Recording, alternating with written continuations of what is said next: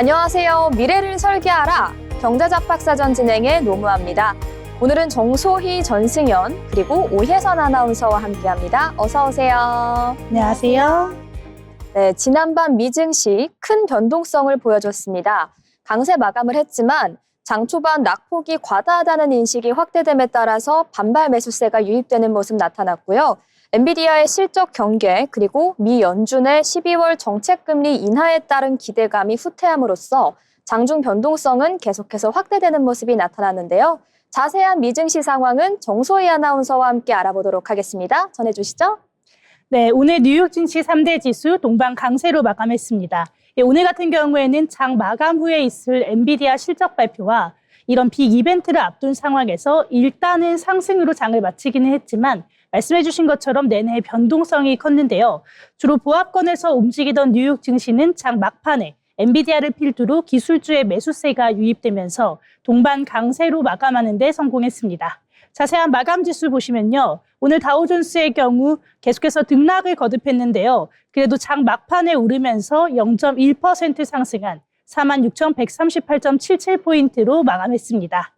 나스닥은 0.59% 오르면서 22,564선에서 종료됐고요.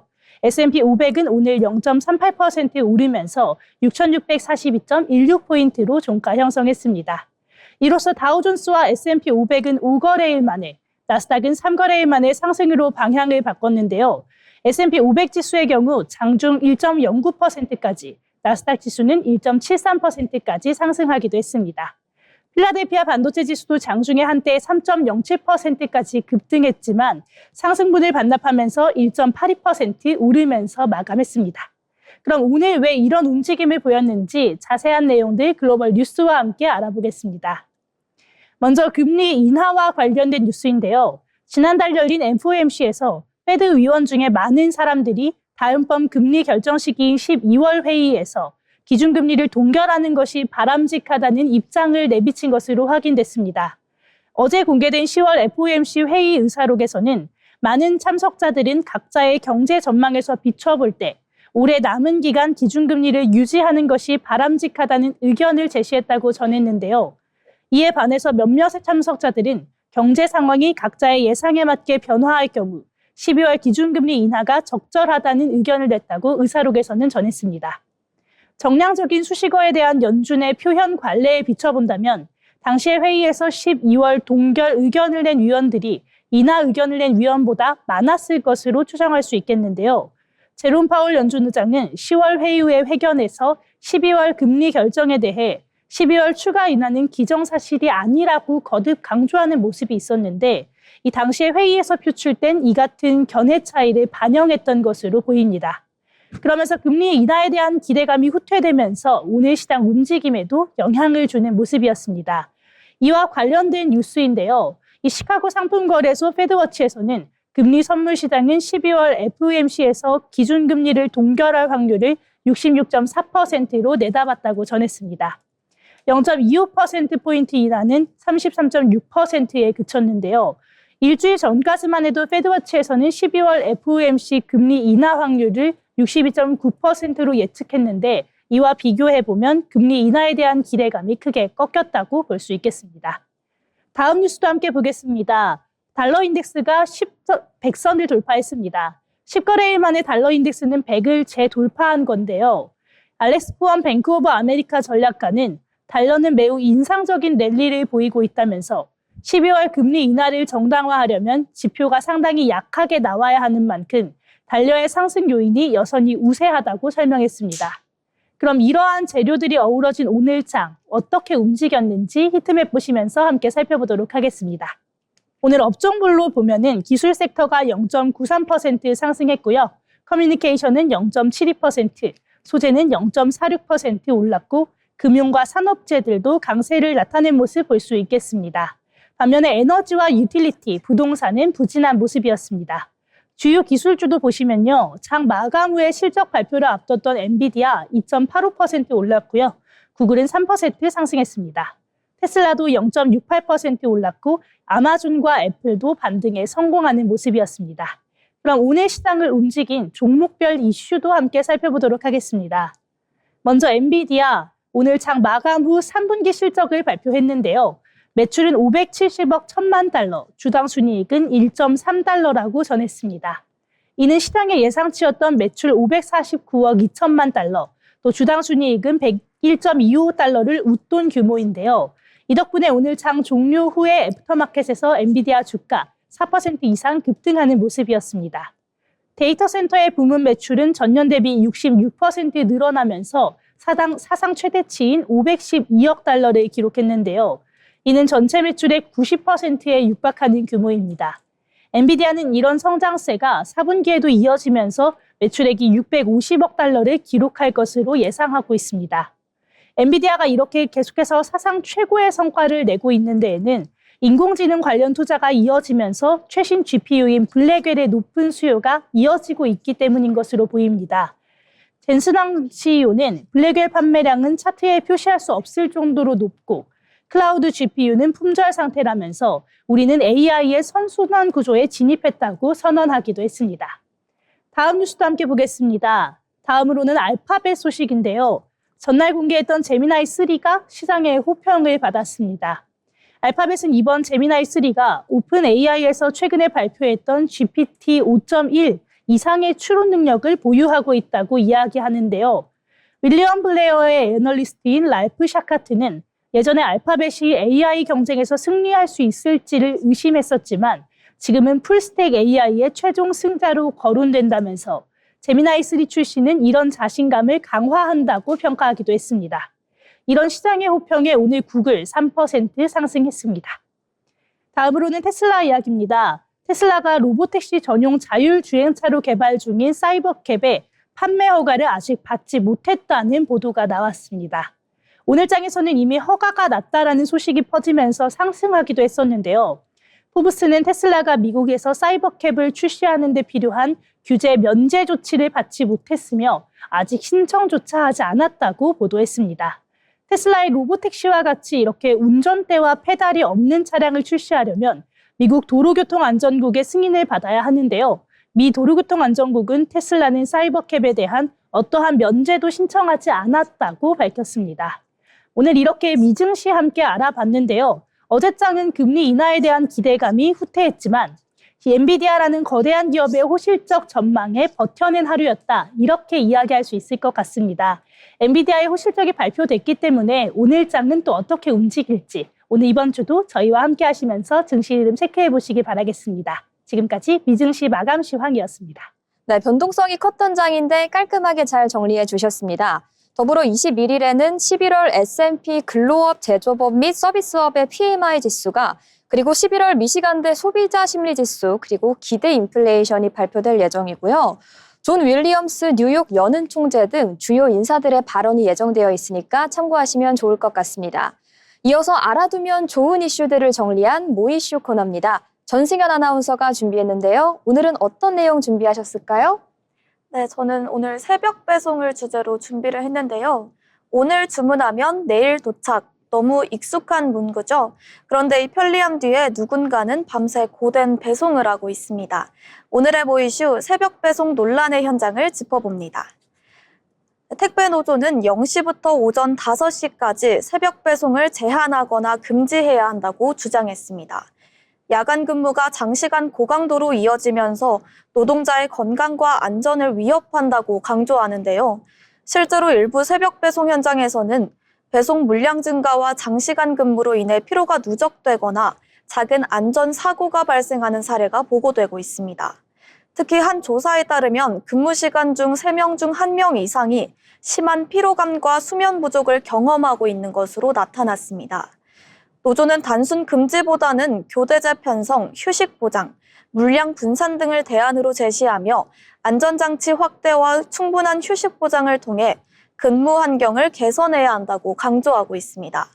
또한 일부 지역에서는 새벽 배송 차량 운행 중에 경미한 접촉 사고나 배송 물품 낙하 사고가 반복적으로 발생하는 것으로 보고되면서 노동자 안전 문제는 단순한 피로를 넘어 실제 사고로 이어질 위험이 크다는 지적도 나오고 있습니다. 반면 소상공인과 온라인 판매자 단체들은 이에 강하게 반발하는데요. 새벽 배송이 중소업체의 핵심 판로 역할을 해왔다며 배송 제한이 실제 매출 급락과 생존권 위협으로 이어질 수 있다고 주장합니다. 특히 일부 소규모 업체들은 새벽 배송을 통해 하루 매출의 30%에서 50%를 확보하는 경우도 있어서 배송 제한이 곧 생존권 직결 문제라는 우려를 나타내는데요. 또 플랫폼 이용률이 높은 일부 지역에서는 새벽 배송이 없으면 주문 취소율이 높아지고 소비자 만족도 하락으로 이어질 수 있다는 분석도 나옵니다. 소상공인 단체는 노동자를 보호한다는 명분 아래 중소상인의 온라인 기회를 막아서는 안 된다고 강조하며 노동권과 소상공인 생존권 사이 균형의 필요성을 주장하고 있습니다. 이번 논란은 단순히 한쪽의 요구를 들어주는 사안이 아닌데요.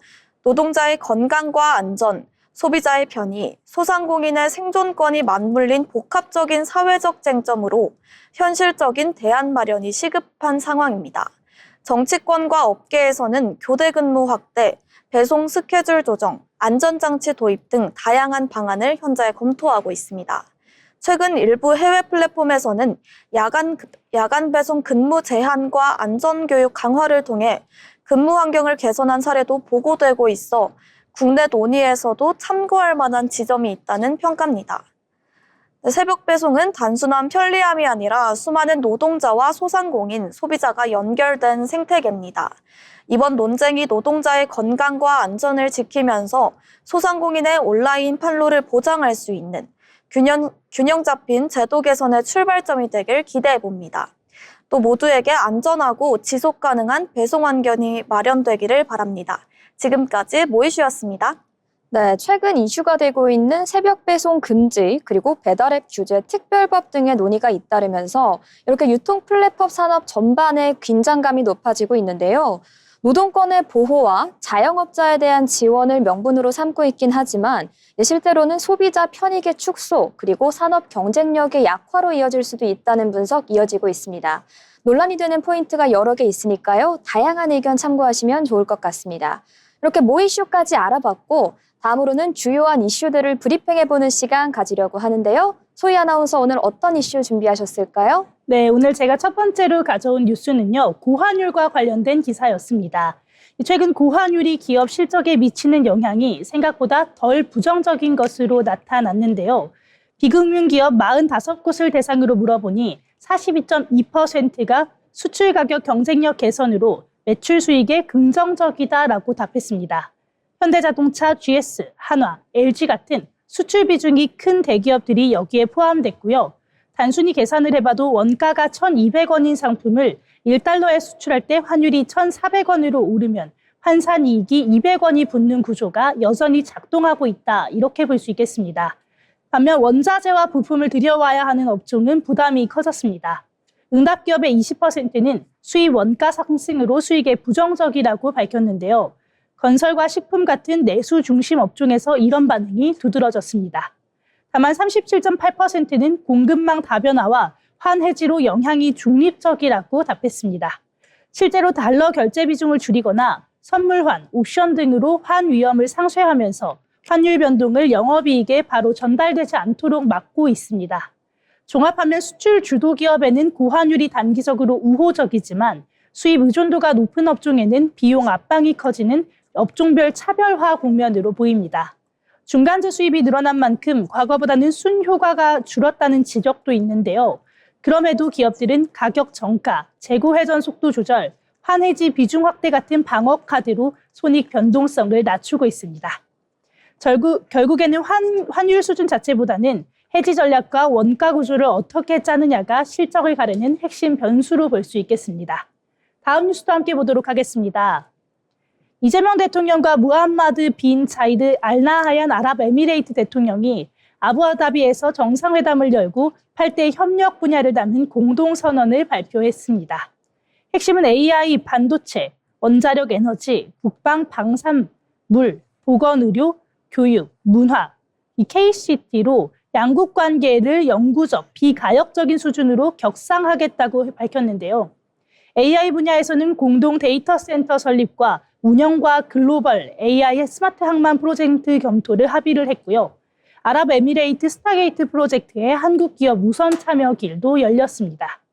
방사는 단순한 판매를 넘어서 공동개발과 기술 협력, 또한 현지 생산까지 포괄하는 체계를 예고했습니다. 이번 회담과 함께 체결된 7개 분야 MOU에서 방산 세부화는 직접적으로 담기지는 않았지만 약 150달러 규모의 수주 기대가 커졌는데요.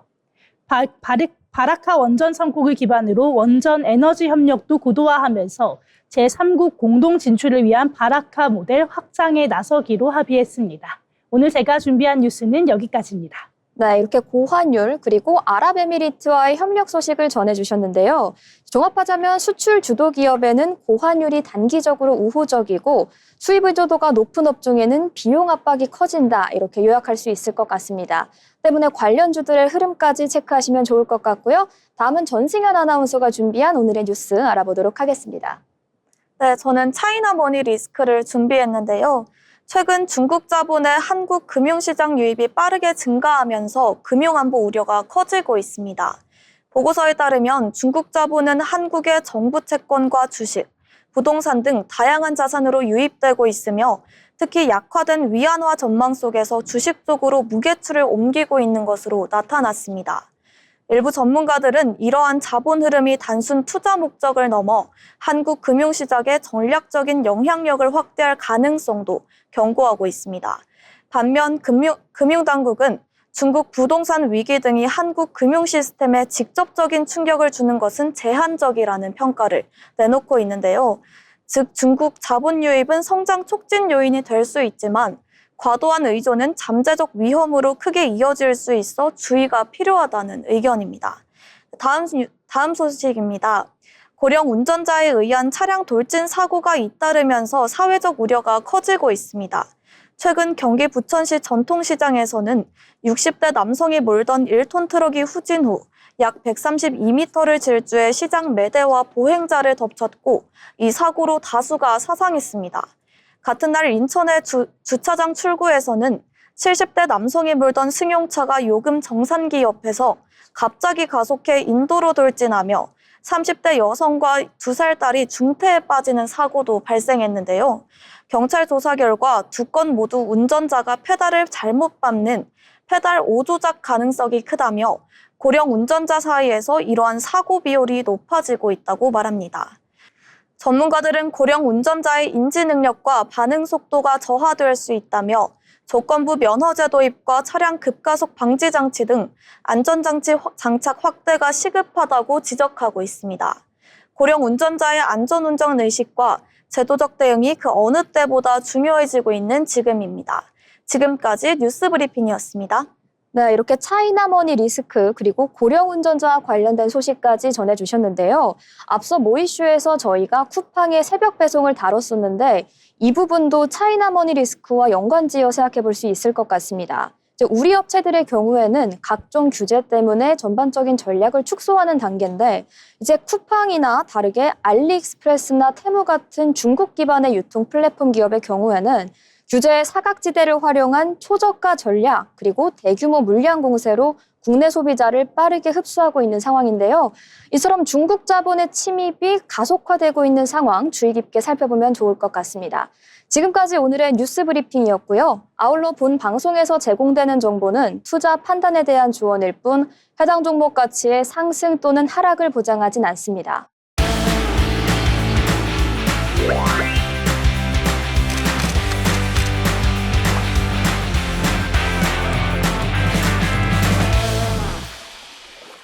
네, 전국의 축제와 맛집 그리고 핫플레이스를 소개하는 어디 갈까 시간입니다. 가을의 끝자락, 초겨울 문턱에서 왠지 모르게 마음이 허전해지기 쉬운 요즘인데요. 그럴 때 먹거리, 볼거리, 즐길거리를 모두 넉넉하게 채워줄 축제가 서울 도심 한복판에서 열리고 있다고 합니다. 자, 바로 서울시와 넉넉 페스티벌 운영 사무국이 함께 주최하는 K푸드 페스티벌 넉넉입니다. 네, 이 축제는 서울 광화문 세종로공원에서 12월까지 매주 금요일, 토요일, 일요일 오후 4시부터 9시까지 계속됩니다. 가장 기분 좋은 소식은 입장료가 무료라는 점입니다. 네, 축제장은 광화로 광화문 세종로공원 전체를 푸드트럭 존, 무대 이벤트 존, 키즈 존, 한글 쉼터 등으로 아주 알차게 꾸미고 있습니다. 네, 아이와 함께 온 가족이라면 키즈 존을, 공연을 보며 음식을 즐기고 싶다면 중앙의 무대 이벤트 존을 추천드립니다. 중앙 안내소와 의료 부스도 함께 마련되어 있어 더욱 안전하게 즐기실 수 있습니다. 자, 이 축제의 가장 큰 매력은 역시 K푸드죠. 네, 현장에는 고소한 냄새가 끊이지 않는데요. 가장 먼저 눈길을 끈 건 더 크리스프 바입니다. 네, 이곳의 특별한 메뉴 호두 크림치즈 곶감마리는 국내산 상주 곶감에 부드러운 크림치즈를 더한 퓨전 디저트인데요. 전통과 현대의 맛을 잇는 감각적인 조합이 정말 매력적입니다. 단순히 디저트를 파는 곳이 아니라 우리 지역 특산물의 잠재력을 보여주는 작은 발견 같은데요. 한국의 대표 길거리 음식인 파전을 또 빼놓을 수가 없죠. 스윈랜드 푸드트럭에서는 노릇하고 바삭하게 구워낸 김치전과 해물파전을 합리적인 가격에 맛볼 수 있고요. 또 다른 인기 트럭 위키스마일에서는 떡볶이, 어묵, 그리고 김말이 튀김을 떡볶이 소스에 함께 버무려 내놓아 한국인이라면 누구나 사랑할 수 없는 조합을 선보이고 있습니다. 네, 현장에서는 대패 삼겹살구이, 닭꼬치, 스테이크 등 다양한 K 길거리 음식을 한자리에서 즐길 수 있고요. 사람이 많아도 괜찮습니다. 키오스크 시스템이 구축되어 있어 줄을 서지 않고 편하게 주문할 수 있다는 팁도 알려드립니다. 네, 또 이 축제의 또 다른 특징은 바로 친환경 운영입니다. 모든 음식과 음료는 일회용품이 아닌 다회용기에 제공되며 식사 후에는 지정된 회수함에 반납하는 방식입니다. 덕분에 축제장에는 넘쳐나는 쓰레기통이 없고 깔끔하고 쾌적한 분위기가 유지됩니다. 서울시가 추진하는 지속가능한 축제 문화를 직접 체험해 보실 수 있습니다. 네, 무엇보다 인상적인 것은 이곳이 국제를 초월한 교류의 장이 된다는 것입니다. 외국인 관광객들이 김치전을 맛있게 즐기고 그 옆에서 한국인 관람객들이 자연스럽게 젓가락 잡는 방법이나 맛있게 먹는 팁을 알려주는 훈훈한 장면을 자주 목격할 수 있습니다. K푸드와 문화를 통해 모두가 하나 되는 특별한 공간인 거죠. 네, 무대 이벤트와 맛있는 푸드트럭은 12월까지 계속됩니다.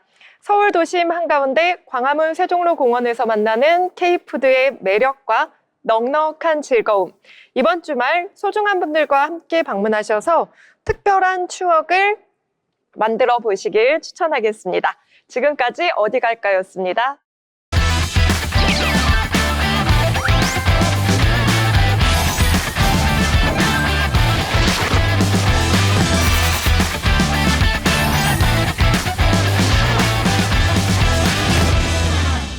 네, 이번 시간은 투자의 고수가 되고 싶은 아나운서들이 경제 그리고 주식 이야기 나눠보는 돈의 맛 시간입니다. 전거래일에는 하락 마감했던 우리 증시가 다시 상승세를 되찾았다고 하는데요. 먼저 자세한 국내 증시 마감 시황 오혜선 아나운서와 함께 알아보도록 하겠습니다. 11월 20일 목요일 국내 증시 마감 상황 전해드리겠습니다.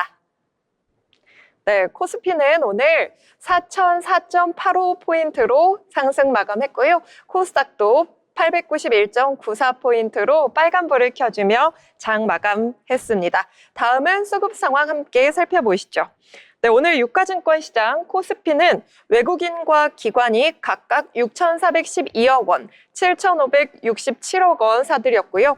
개인이 1억 3,864억 원 매도했습니다. 네, 코스닥은 개인이 1,227억 원 매도했고요. 외국인과 기관이 각각 1,820억 원, 기관이 134억 원 사들였습니다. 다음은 시총상위 종목의 흐름 살펴보겠습니다. 네, 먼저 삼성전자 4.25% 급등하며 10만 600원으로 종가 형성했고요. SK하이닉스도 오늘 흐름 좋았다가 마지막에 1.6%로 장 마감했습니다. LG에너지솔루션 역시 0.8% 상승으로 마감했고요. 삼성전자도 3.56% 급등하며 75,600원으로 종가 형성했습니다. 다음 코스닥 시총상위주 1위부터 5위까지 살펴보면 알테오젠이 2.39% 급등하며 55만 7천 원으로 종가 형성했고요. 네, 에코프로비엠 역시 흐름 좋습니다. 1.18% 상승했습니다. 에코프로 4.79%, ABL바이오 4.36%, 특히 펩트론이 15.4% 급등으로 종가 형성했습니다. 네, 다음 코스닥 시총상위주 살펴보면요. 레인보우 로보틱스 1.82%, 리가켄바이오 2.42%, 네, HLB, 삼천떡제약, 파마리서치 모두 좋은 흐름 보여주며 빨간불 켜주면서 종가 형성했습니다. 네, 지금까지 국내 증시 마감 상황 전해드렸습니다. 네, 국내 증시 마감 상황 전해주셨습니다. 돌아온 외인이라는 말이 적합할 것 같은데요. 외국인의 매수세에 힘입어 이렇게 전반적으로 상승하는 모습 나타났습니다. 이렇게 좋은 흐름을 보여준 우리주, 오늘 개별 종목의 상황까지 살펴보도록 할 텐데요. 먼저 궁금한 점이 있는데 소희 아나운서 혹시 어떤 라면 제일 좋아하시나요? 저는 아무래도 삼양라면이 아닐까 싶습니다. 저는 삼양라면도 좋아하고 불닭볶음면도 좋아하는데요. 최근 이 같은 히트 상품의 출시로 연이어 상승세를 걸었던 삼양식품, 오늘은 또 다른 호재를 발표하면서 다시 한번 상승을 거듭하고 있습니다. 자세한 상황 전해주시죠. 네, 오늘 삼양식품 굉장히 좋은 모습 보였는데요. 전날 장 마감 후에 건설 중인 중국 자신 공장에 기존 생산 라인을 6개에서 8개로 늘린다고 공시했습니다. 이렇게 중국 생산 라인이 증설하겠다는 소식이 전해지면서 투심이 개선되는 것으로 보였는데요. 그러면서 중국 자신 공장 설립 투자 금액을 기존 2,014억 원에서 2,072억 원으로 58억 원가량 늘린다는 소식도 함께 전했습니다. 자신 공장인 삼양식품의 첫 해외 생산 기지로 생산하는 제품은 모두 중국 내수 시장에 공급하고 있습니다. 이 증권가에서는 증설을 호평하고 있는데요. 권우정 교보증권연구원은 중국 공장 완공 전에 선제적으로 증설 확대를 결정했다라는 점이 핵심이라면서 중국 및 글로벌 시장의 수요에 대한 회사의 강한 확신이 반영된 것으로 보인다라고 의견을 밝혔고요. 한유정 하나투자증권연구원은 중국 인스턴트 국수 시장 규모는 167억 달러에 달하지만 삼양식품의 중국 시장 점유율은 2.5%에 불과하다면서 시장 규모와 비국물 라면 제품의 선호도를 고려하면 중국은 잠재력이 상당한 시장이라고 평가했습니다.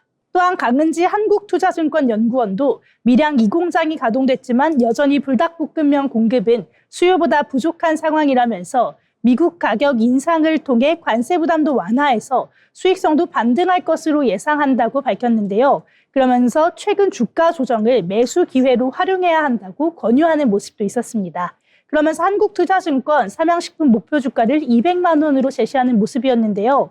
이런 증권가의 호평 속에 오늘 삼양식품 상승세를 탔습니다. 오늘 차트 함께 보시면요. 오늘 시가 전장 대비해서는 0.79% 하락하면서 출발했습니다. 그러면서 굉장히 높이 올라가면서 고가가 무려 5.42% 오른 146만 1,000원까지 올랐는데요. 하지만 이 상승분을 반납하면서 조금은 긴 꼬리를 달고 내려왔습니다. 그러면서 오늘 종가 전장 대비해서는 2.25% 오른 145만 6,000원으로 종가 형성했습니다. 네, 오늘 굉장히 좋은 흐름 보여줬던 삼양식품의 흐름 짚어주셨습니다. 삼양식품 관련해서 살펴볼 만한 이슈가 두 가지 정도 더 있는데요. 먼저 첫 번째로는 이제 삼양식품은 오늘 약 1,000억 원 규모의 자기주식 처분을 단행했습니다.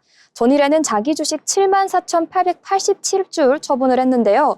처분 예정 금액은 1,072억 원에 달합니다. 매각은 20일에서 28일 시간 외 대량 매매로 진행될 예정이고요. 해외 기관 3곳을 통해서 완료될 예정인데요.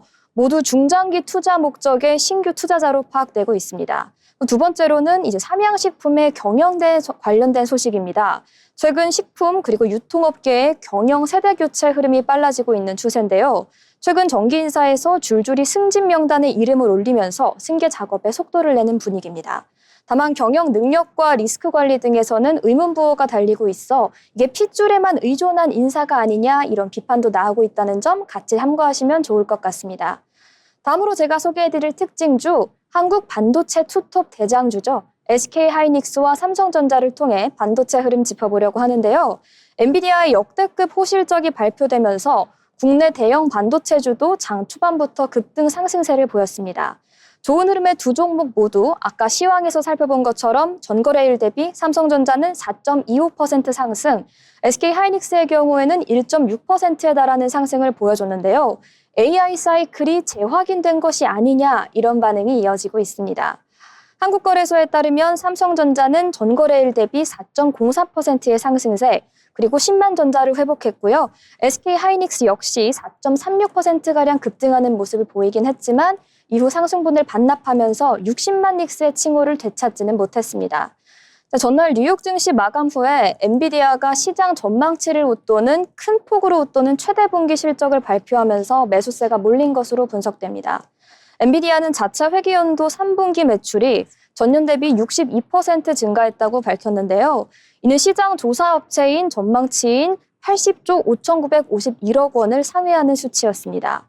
젠슨왕 엔비디아 CEO는 블랙웰의 GPU 판매량은 차트에 표시할 수 없을 정도로 높고 클라우드 GPU는 이미 품절된 상태라고 강한 자신감을 드러냈는데 그러면서 우리는 AI의 선순환 구조에 진입했다고 분석했습니다. 이 같은 미증시의 AI 훈풍이 국내 증시까지 어떻게 밀고 들어올지 그 귀추를 주목해보면 좋을 것 같습니다.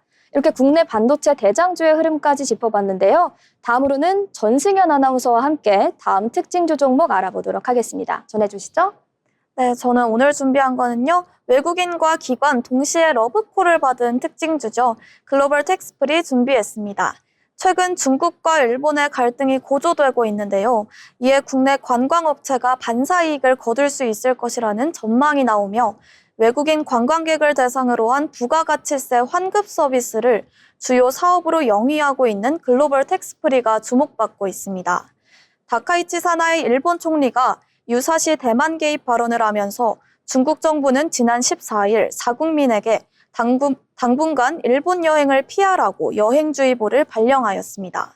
이어 지난 16일에는 중국 문화여유부도 일본 방문 자제를 권고하였는데요. 또한 극장판 짱구는 못 말려 일본 애니메이션 영화의 중국 내 상영을 중단하고 중국에서의 일본 아이돌 행사들이 잇따라 취소되는 등 문화 콘텐츠 분야에서도 여진이 확산되고 있습니다. 이 같은 중일 갈등이 확산됨에 따라 국내 관광업체가 반사이익을 받을 것이라는 전망이 나오고 있습니다. 실제로 지난 주말 중국에서 가장 인기 있는 해외여행지로 한국이 집계됐으며 같은 기간 항공권 결제 건수도 1순위로 한국행이 차지했습니다. 글로벌 텍스프리는 2005년 설립 이래 국내 최초로 외국인 관광객 대상으로 부가가치세 환급 서비스를 주요 사업으로 영위하고 있는데요. 면세점, 백화점, 쇼핑몰 등과 제휴하여 서비스 범위를 확대하고 있습니다. 네, 이러한 강세에 힘입어 오늘 차트 한번 같이 보겠습니다. 오늘 글로벌 텍스프리 15% 가까이 급등하여 6,830선의 장 마감한 모습 볼 수 있는데요. 앞선 기대감이 주가에도 반영되며 좋은 흐름 보여주는 모습입니다. 지금까지 글로벌 텍스프리였습니다. 네, 글로벌 텍스프리의 오늘 흐름 짚어주셨는데요. 더불어 살펴볼 만한 호재도 하나 더 소개해드리도록 하겠습니다. 아이디뷰티와 외국인 관광객 서비스 고도화를 한다는 MOU를 맺었는데 텍스 리펀드 기업이기 때문에 국내 대표 헤어뷰티 기업인 아이디뷰티와 서비스 MOU를 체결한 것으로 보이는데요. 이번 협약은 급증하는 방한 외국인 관광객들에게 더 편리하고 괜찮은 쇼핑, 뷰티, 그리고 환급 경험을 제공하기 위해 마련됐다고 합니다. 양사는 외국인 관광객 대상으로 한 서비스의 고도화, 그리고 공동 마케팅을 추진할 예정이고 양사의 서비스 채널을 활용한 상호 홍보에 주목한다고 하니까 앞으로의 흐름도 기대해보면 좋을 것 같습니다. 그럼 다음으로 소개할 특징주 넘어가 보도록 하겠습니다. 앞서 SK하이닉스 그리고 삼성전자 등 반도체 관련주의 흐름이 좋았다고 말씀드렸는데요. 살펴볼 만한 소식이 하나 더 있는 것 같습니다. 소희 아나운서 전해주시죠. 네, 오늘 제가 가져온 종목 바로 신규 상장한 따끈따끈한 종목입니다. CMTX인데요. CMTX는 글로벌 파운드리 기업인 TSMC의 1차 협력사로 잘 알려져 있습니다. 이 CMTX 코스닥 상장 첫날인 오늘 더블을 경신하면서 시장의 주목을 받았습니다.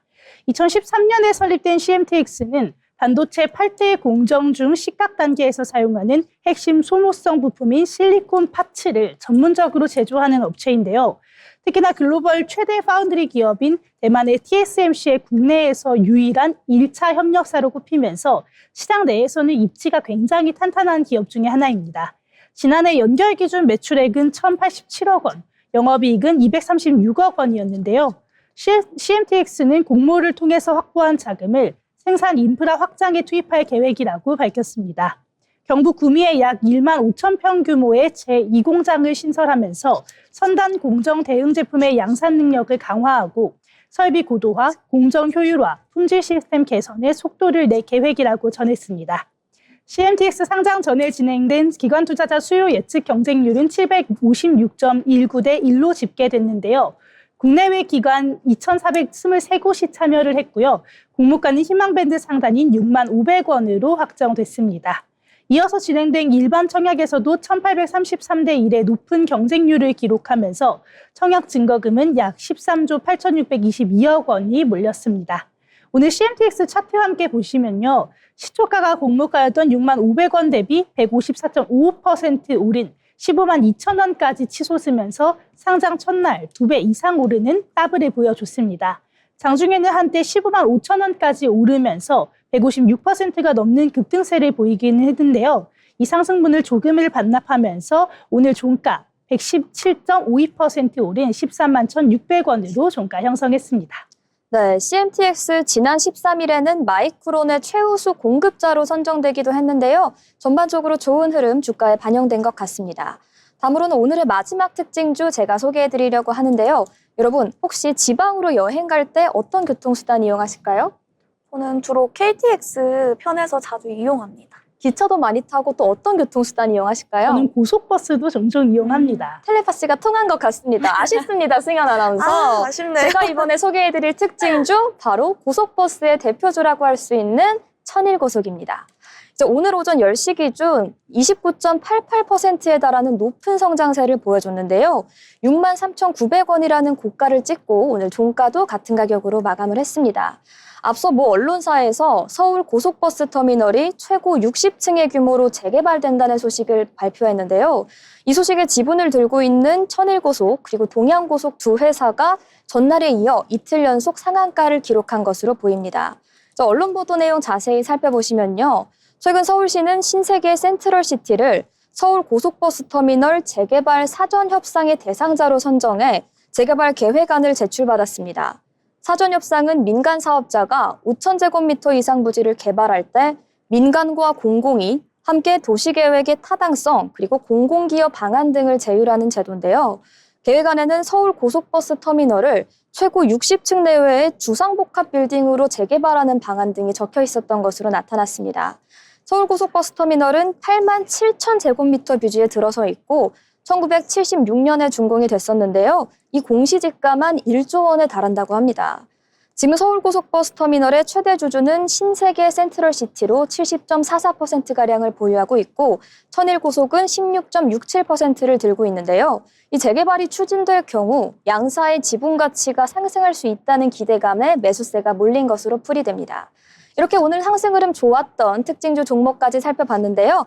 다음으로는 전승현 아나운서와 함께 재밌고 유익한 기업 이야기 알아보려고 합니다. 오늘은 어떤 기업 이슈 준비하셨을까요? 네, 여러분 혹시 호캉스 좋아하시나요? 저 너무 좋아합니다. 혹시 어디 다녀와 보셨나요? 저는 이것저것 많이 가봤는데 소희 아나운서 어디 제일 좋아하시나요? 저는 아무래도 제일 호캉스로 유명한 건 반얀트리 아닐까 싶어요. 이번에는 제가 아마 통한 것 같은데 아난티를 추천하고 싶습니다. 이런, 뺏겼네요. 네, 오늘 소개할 기업, 자연과 휴식, 그리고 프리미엄 라이프 스타일을 선도하는 기업 아난티입니다. 아난티는 자연과 조화를 이루는 고급 리조트 레저 브랜드로 여유와 품격이 공존하는 공간을 제공하는 것을 목표로 하는데요. 아난티는 남해, 코브, 빌라주 등 다양한 리조트 자산을 보유하고 있으며 각 리조트는 고유의 자연경관과 건축 미학을 살린 설계로 차별화되고 있습니다. 또한 아난티의 강남과 같은 도심형 리조트도 보유해 도심 속에서도 프라이빗한 휴식 경험을 제공합니다. 다음으로 사진에도 보이듯이 리조트 외에도 골프클럽을 운영하는데요. 중앙 골프클럽 등 자연 속 골프장 시설을 통해 여가와 운동을 동시에 즐길 수 있는 공간 또한 마련하고 있습니다. 또한 아난티는 회원 기반 라이프스타일 브랜드로 아난티 림클럽이라는 멤버십 프로그램을 운영하는데요. 멤버는 투숙, 레스토랑, 전용 이벤트 등 다양한 혜택을 누릴 수 있습니다. 림클럽 회원은 조식도 무료고요. 특정 리조트 투숙 우대, 멤버 전용 쿠폰 등 멤버 등급에 따라 여러 혜택까지 받습니다. 아난티는 친환경 설계에도 신경을 많이 쓰는 브랜드입니다. 높은 층고와 최소한의 조명, 큰 창에서 들어오는 채광, 종이박스에 담긴 어메니티 등 자연과 조화를 이루는 설계 철학을 바탕으로 리조트를 설계하고 자연 훼손을 최소화하려는 노력을 보입니다. 빌라주드 아난티 등 일부 리조트는 자연과의 공존을 강조하는 공간으로 자연 속에서 여유롭고 조용한 라이프 스타일을 체험할 수 있도록 설계되어 있습니다. 한편 아난티의 ESG 경영에 대해서는 일부 비판도 존재하는데요. 2021년 한국기업 지배구조원의 ESG 평가에서 아난티는 종합 D등급을 받은 것으로 보도되었습니다. 이런 평가에도 불구하고 아난티는 지속 가능한 운영을 위해 자연 친화적 공간 설계와 지역 환경과의 조화라는 철학을 지속적으로 유지하려는 모습을 보이고 있습니다.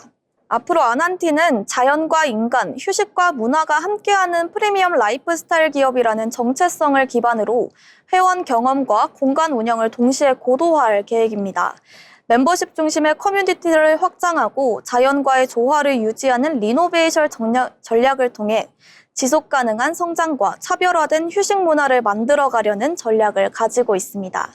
자연과 삶이 가장 조화롭게 만나는 공간을 추구하는 기업 아난티였습니다.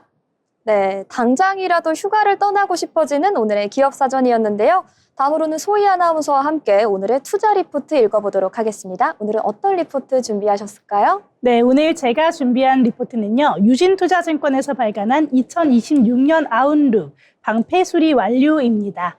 통신주와 관련된 리포트인데요. 올해 통신주는 해킹과 거버넌스 이슈로 방어주에 대한 기능이 약했습니다. 하지만 내년에는 이 악재가 정리되고 또한 비용 효율화와 데이터 센터 성장 모멘텀이 맞물리면서 본연의 안정성과 배당 매력이 돌아온다는 전망이 나오고 있는데요. 그럼 오늘은 통신주들, 우리 내년도를 어떻게 준비하면 좋을지 체크포인트 하나씩 정리해 보도록 하겠습니다. 먼저 2026년 통신주 핵심 키워드는 정상화와 환원입니다. 토픽으로 꼽히고 있는 종목 KT인데요. KT의 경우 내년 초 자사주 매입 재개가 예고되어 있고 또한 지배구조 불확실성도 점차 누그러지는 분위기입니다. 따라서 안정적인 현금 흐름을 바탕으로 배당과 자사주 매입의 일관성이 기대가 되고요. 또한 독립형 5세대 코어 일부를 미리 구축을 해놓았기 때문에 향후 설비 투자 면에서도 부담이 가벼운 편에 속합니다. LG U+는 번호 이동 순 유입 효과가 이어지면서 영업 레버리지가 붙는 구간이고요. 또한 외국인 매수와 자사주 매입이 겹치면서 수급이 우호적인 상황입니다. SKT는 일회성 비용이 사라지면서 이익이 정상화되는 흐름이지만 배당 가이던스가 다시 신뢰를 얻는지를 확인하면서 접근하는 게 합리적이라고 할 수 있겠습니다. 그럼 올해 상황부터 차근히 짚어봐야겠죠. 올해는 기술주 랠리 속에서 통신이 소외되는 모습이었습니다. 특히 SKT의 유심 해킹 사태 이후에 외국인의 수급이 빠르게 이탈했고요. 그 수요의 일부가 LG U+로 이동했었는데요. KT는 외국인 지분 한도 이슈로 자사주 매입이 수급의 중심이었는데 이 하반기에는 매입 종료와 함께 보안 이슈 여파가 겹치면서 주가가 둔화했었습니다. 그래서 내년에는 배당 가이던스 또한 최고 경영자가 윤곽이 잡히고 환원 정책이 업데이트되면서 확실한 변수들이 주가의 방향을 가릴 것으로 보입니다.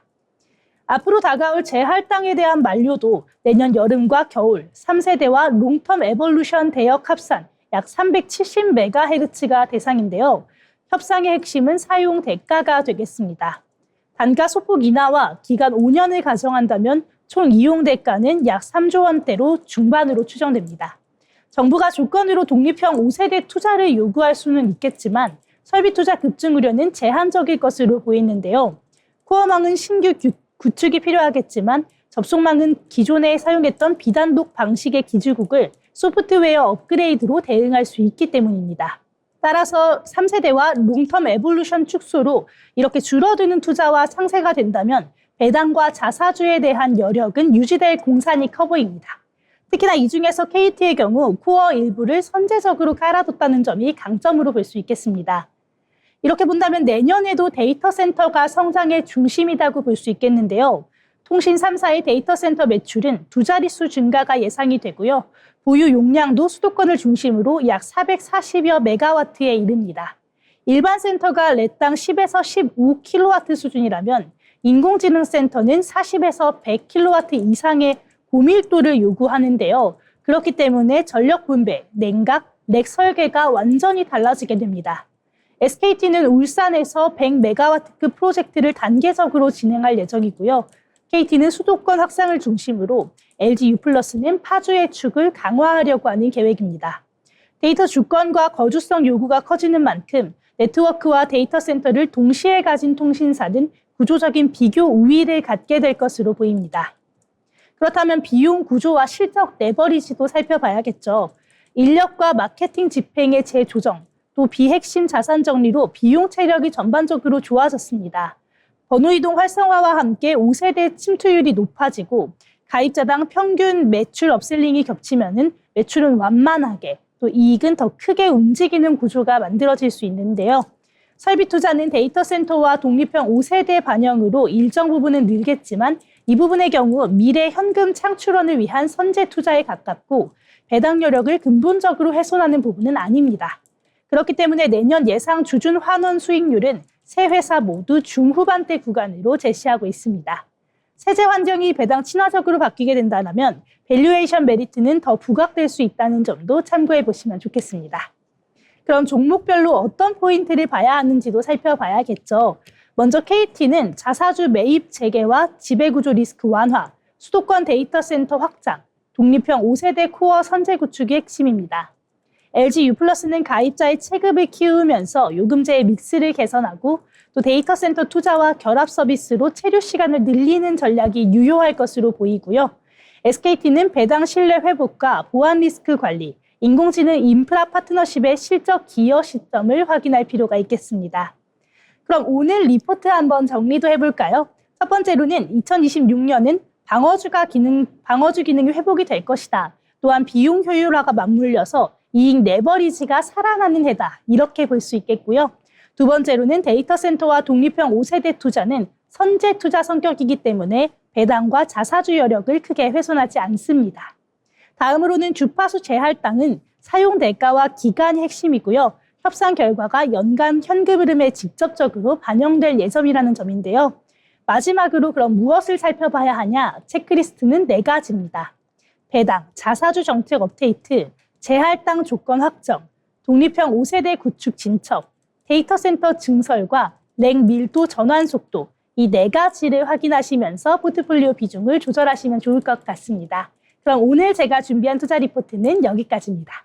네, 저희가 투자 리포트 시간에 통신주를 다뤄본 게 정말 오랜만인 것 같은데요.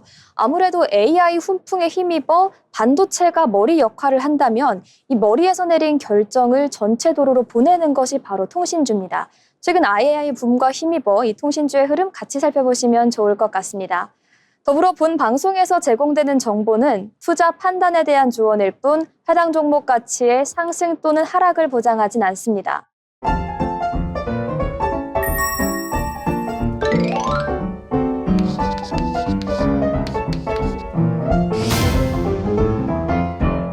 네, 이번 시간은 오늘 장을 한 줄로 정리해보는 한 줄평 시간인데요. 소희 아나운서, 오늘 장 간단히 어떻게 보셨을까요? 네, 저는 날씨처럼 훈풍이 불었다 이렇게 이야기해보겠습니다. 오늘 날씨가 많이 풀렸는데 우리 미국에서 불어온 훈풍이 주식시장에도 영향을 미친 것 같습니다. 그래서 날씨처럼 따뜻한 봄바람이 불었다 이렇게 이야기해보도록 하겠습니다. 오늘 자파 코너에 기상캐스터가 온 것 같은 느낌으로 깔끔하게 잘 정리를 해주셨는데요. 승현 아나운서는 오늘 장 어떻게 보셨나요? 네, 오늘 한마디로 저는 오뚜기 인형이라고 표현하고 싶습니다. AI 거품 논란이라는 손가락에 밀려서 넘어지던 코스피가 결국 오뚜기 인형처럼 다시 좀 일어났고 더 일어날 거라는 기대 품고 있습니다. 네, 훈풍도 불어오고 오뚜기도 일어나고 전반적으로 기분 좋은 느낌이 가득했던 오늘이었던 것 같습니다. 여러분, 그리고 우리나라 어린이날은 5월 5일이지만 세계 어린이날이 바로 오늘이었습니다. 어린이의 기본 권리를 인정하고 보호하기 위해서 유엔에서 제정된 날인데요. 이렇게 의미 있는 날, 우리 증시도 좋은 상승세 보여줬다는 점에서 오늘 하루 기분 좋게 마무리하시면 될 것 같습니다. 저희가 오늘 준비한 내용은 여기까지입니다. 우리 증시의 즐거운 흐름을 기반으로 저희는 내일 조금 더 알찬 내용으로 돌아오도록 하겠습니다. 시청해주신 여러분 고맙습니다.